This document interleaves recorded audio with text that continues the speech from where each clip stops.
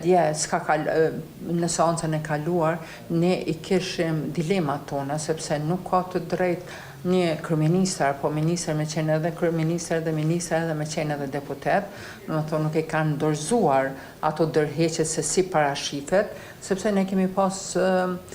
disa kandidat që kanë qenë për kryetar komunave dhe që janë dorëhiq mbas verifikimit ose mbas certifikimit të rezultateve, ndërsa ky kabinet qeveritar nuk është dorëhiq, ndërsa tek pardje një farë e kanë lënë një letër në të cilën nën kuptohet se prej datës që qeveria I ka bo fiks 4 vjet, ne jemi qeveri në dorëheqje apo jemi qeveri në detyrë, gjë që ne nuk e kemi pa në një dorëheqje që duhet të dorëzohet dhe këto ka qenë arsyet. Megjithatë, ne kemi shkuar në komisionin ad hoc për verifikimin e mandateve, I kemi shpreh qëndrimet tona, I kemi shpreh ato ankesat tona se për shka dhe kemi votuar. Votat tona kanë qenë kundër, kanë pas vota që kanë abstenuar dhe kanë qenë vota që kanë qenë për dhe në fakt raporti ka kaluar me shumicën e votave. Është orë në seancë, është hedhë në votim, edhe në votim nuk duhen 61 vota, po duhet shumicë thjesht për deputeteve prezent. Nëse fakt, ashtu si deklaroi sot zoti Dehari në sallë janë 100 deputet me 51 vota kish kaluar ky raport, po u pa që këta nuk e kanë interesin të kalojë dhe të procedohet me tutje, për shkak se po duket që I kanë ato dallimet koalicionet, kush duhet jetë kryeparlamentar, ndoshta nuk I kanë votat, dhe çuditërisht sot pas konsultimit I kemi thonë që seanca fakt duhet të vazhdojë aty ku ka ngel, pas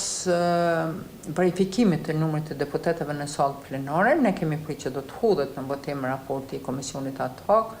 veç për njëherë zoti Dehari mbylli seancën,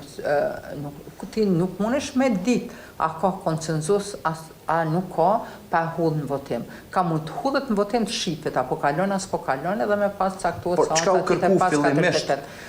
Prej në seancën ose më mirë themi në takimin që u ftoi zoti Dehari në takimin konsultativ, çka u kërkua prej tij? A biseduat më gjatë se pam që takimi ke shumë I shkurt? Unë isha ajo që e mora e para fjallën, tash nuk mundem ne të kthehemi të formojmë ekstra një komision tjetër të procedohet prej fillimit. Sa insistoj këtë formohet komisionit, të hartohet një raport I ri I komisionit për verifikimin ad hoc për verifikimin e mandateve, unë tash nuk është nevoja,